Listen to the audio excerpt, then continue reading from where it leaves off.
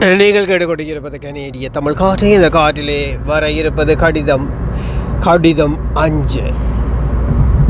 அன்புள்ள அப்பாவுக்கும் அம்மாவுக்கும் எழுதி கொள்ளும் கடிதம். இது நான் மோகன். நான் நல்ல சுகமாக இருக்கின்றேன். நீங்கள் அங்கு நல்ல சுகமாக இருக்கின்றீர்கள் என்று தெரியும். உங்களிடம் ஒரு கேள்வி இந்த முறை கேட்க போகிறேன். அம்மா அப்பா, உங்களது பதிலில் தான் நான் என்ன செய்யலாம் என்று சிந்திக்கலாம். காரணம் என்னவென்றால், இந்த கனடாவிலே ஸ்காப்ரோ என்கின்ற இடத்திலே நான் வசிக்கிறேன். அம்மா, உங்களுக்கு அது தெரியும். எனக்கு நீங்கள் கடிதம் எழுதுகின்ற போது நிச்சயமாக அது உங்களுக்கு தெரிந்திருக்கும். இந்த எலெக்ஷன் வருகின்றது.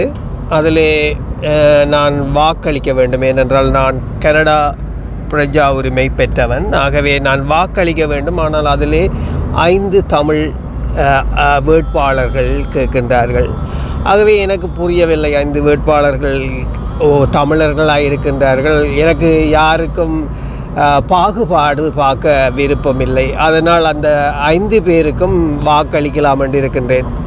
எனது வாக்குச்சீட்டில் வருகின்ற 5 பேருடைய பெயரையும், பல பேர் வரலாம், ஆனால் 5 பேருடைய தமிழ் பெயர்களுக்கு நான் வாக்களிக்க போகின்றேன். ஏனென்றால் நான் தமிழன், அவர்களும் தமிழன்.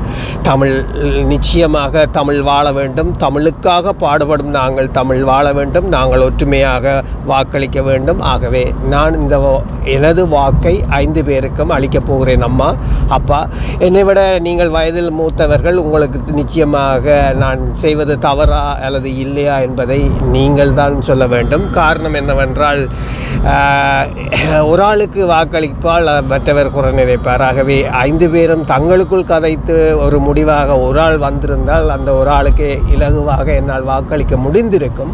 ஆனால் இன்று முடியவில்லை. 5 பேருக்குமே வாக்களிக்கலாம் என்று இருக்கின்றேன். மீண்டும் அடுத்த கடிதத்தில் அம்மா நான் நிச்சயம் உங்களை சந்திப்பேன். அடுத்த கடிதத்தில் ஊடாக உங்களை சந்திப்பேன் என்று சொல்லிக்கொண்டு விடைபெறும் நான் RJR மோகன். அம்மா அப்பா, அங்கு சுகமாக இருப்பீர்கள். நிச்சயமாக ஒரு நாள் நேரடியாக வந்து பேசுவேன். நன்றி அம்மா.